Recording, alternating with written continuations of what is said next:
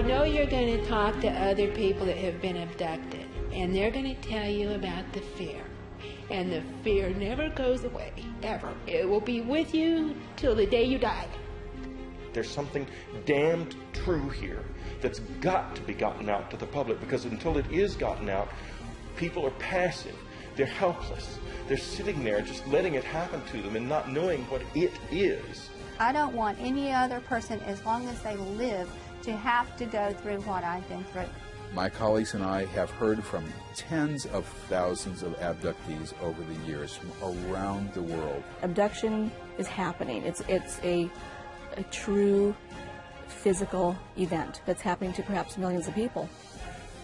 I would say that 95% of the people that came to me at the ministry with an abduction account came with every degree of sincerity.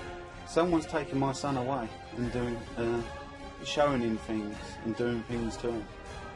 You know, I like to know why. If there is, in fact, some non-human intelligence in using some kind of non-human technology, suddenly interacting with us, it's the biggest event in human history.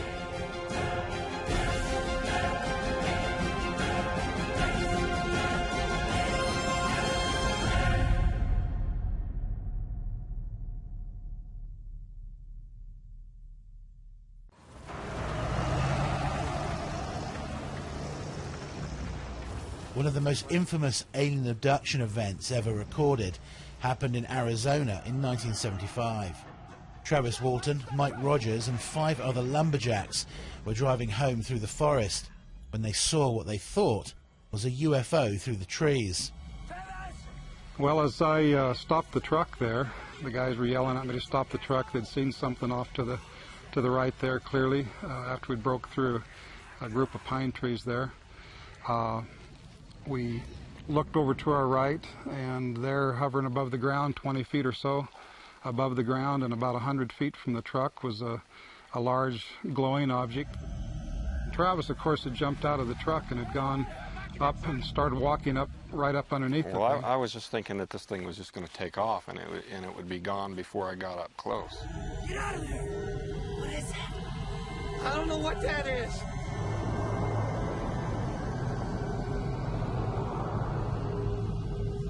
I was getting, you know, pretty scared myself, and I made up my mind to make a run for it.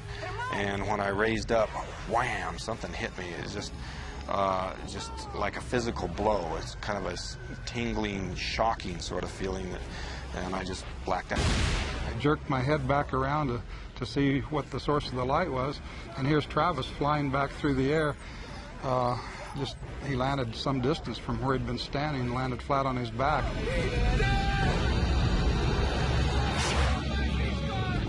I'm not leaving. He's dead. I'm not leaving this. Get out of here. Get the hell out of here. What the hell you doing? He's dead. It turned from apprehension, scared, into horror, and the guys in the back seat were yelling at me to get the hell out of there, and I hit the gas, and we were gone down the road.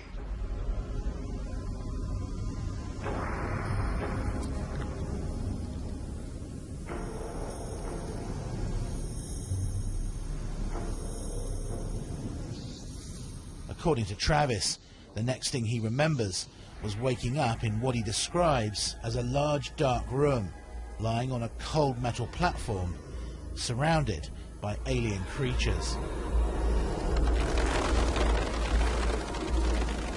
I just flipped out. I just instantly became hysterical. I started screaming. By this point, you realized that you were you must be inside the saucer. Yeah. I was definitely not in a hospital. And can you describe what these aliens look like? Well, they were basically humanoid, you know, 2 arms, 2 legs, like that. But they had very large heads, no hair, sort of a pale grayish-white skin. He says that he remembered a large surgical instrument being lowered down onto him and used to remove fluid from his eyes.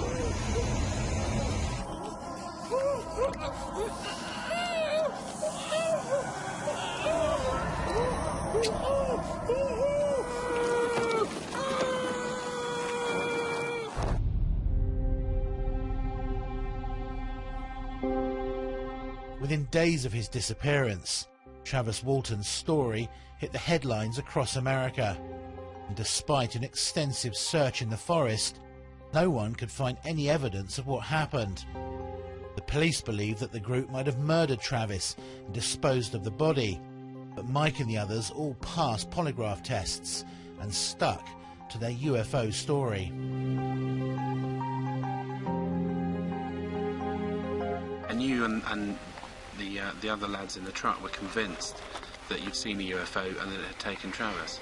We weren't convinced that we had seen a UFO. We were absolutely positive that we'd seen a UFO. It wasn't just a UFO, an unidentified flying object. This was a definite flying object. It was very close, very vivid, and burned, etched in my memory forever.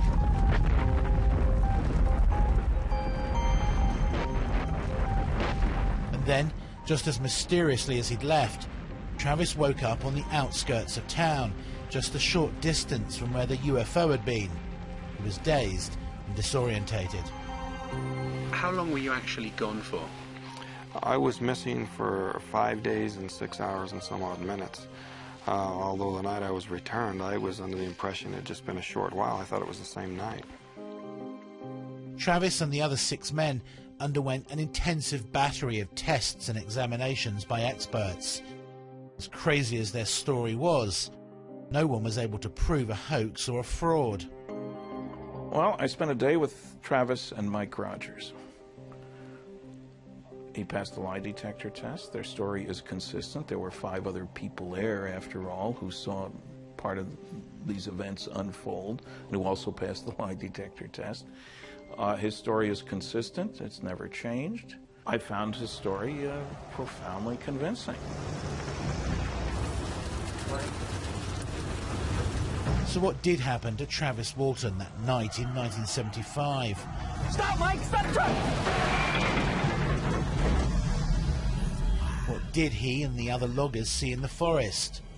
Where did Travis disappear to for 5 days?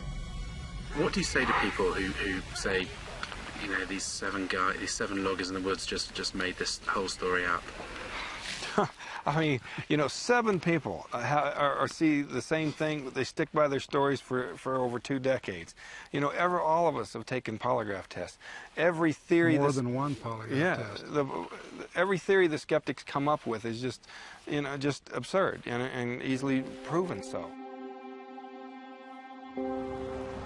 There was another interesting fact that wasn't reported at the time. A radiation test was done on the clothes and hats that the group were wearing on the night. The Geiger counter gave an abnormally high reading, a 6 on a scale of 10. If this was all a hoax or some sort of mass delusion, where did this high level of radiation come from? I'm absolutely convinced that Travis Walton was indeed abducted. Their stories are consistent. I've listened to the objections of the noisy negativists about this story, and as is almost always the case, they don't stand up once you check on them, don't accept them blindly.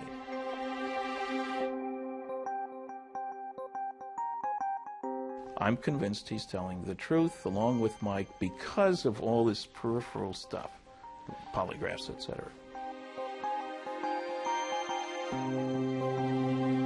The debate about whether alien abductions are real has raged for decades.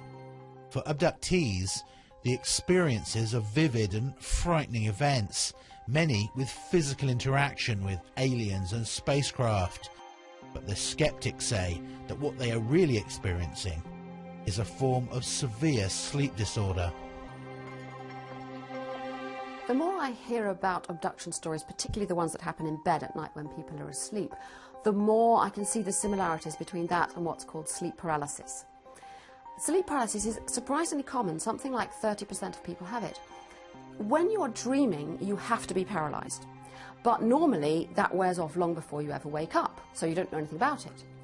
But sometimes the mechanism goes wrong so that you wake up and you're still paralyzed.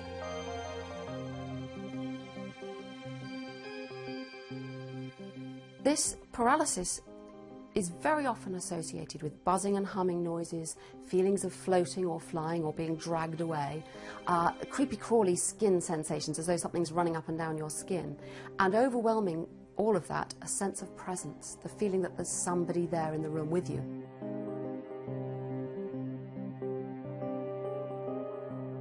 And when it wears off, you just, oh, phew. If you don't know what it is, it can be pretty frightening. Now, you can see the many similarities between that and alien abductions. I think a lot of alien abduction accounts are, in fact, elaborations of sleep paralysis.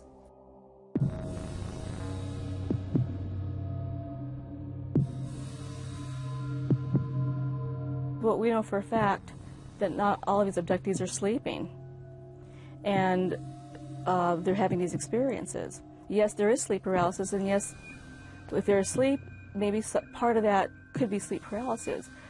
But when a person's sitting up in bed reading and a bright light floods their room and they become paralyzed and can't move and they feel something is in their room, how do you explain that? How do you explain people driving on the highway? They're not asleep, and they're not always by themselves. So they're not making this up because they have witnesses. This is inherently unbelievable. This is the fringe of the fringe. People are telling us that they're being abducted by aliens from another planet. This is prima facie evidence of mental instability and has been for many, many years. For the first 30 years, 20 years of this phenomenon, all we did was search for psychological and psychiatric reasons for why this could be happening. We've got to find the reasons for it because it's obviously psychological. It can't be happening the way people are describing it. Well, it's not psychological and it's not psychiatric, and it is happening, I think, by and large, the way people are describing it.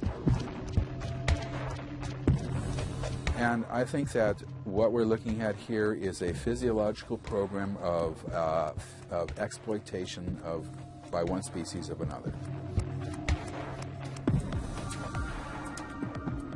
In December 1985, the writer Whitley Strieber experienced a terrifying alien abduction from his cabin in upstate New York. He wrote about his experience in a best-selling book, Communion, which was later turned into a major film.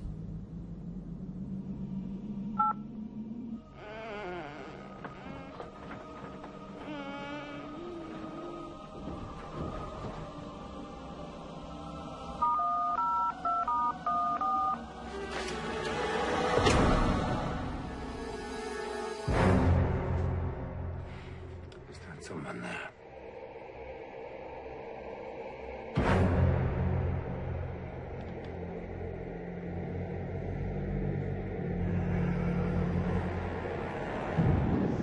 I woke up aware of the fact that there was something terribly wrong, and when I opened my eyes, I saw these dreadful figures around me, little stocky figures that were dark blue, and a tall, willowy sort of a figure that had a big black eyes and a rather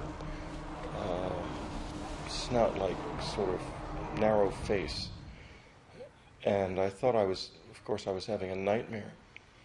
I kept trying to wake up again, and I couldn't because I was already awake.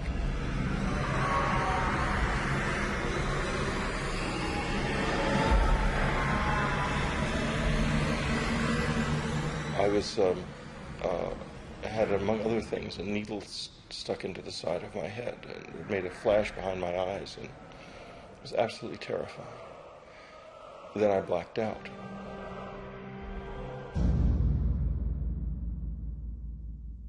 One of the things that abductees have described over the years are these sort of unusual staring procedures where an alien will come and stare directly into their eyes at a distance of a few inches or 1 inch or even touching forehead to forehead. And what is happening there is that the alien is sort of hooking into their optic nerve and using their optic nerve as a neural pathway. And by doing that, they can go all through their brain, stimulating or innervating any neural pathways that they want, and therefore they can receive data, that is to say they can look at an abductee's memories or what an abductee has been doing for the past few weeks or whatever. They can inject data if they wish. They can elicit emotional responses for whatever procedures they want to do. They can virtually control the person in any way they want.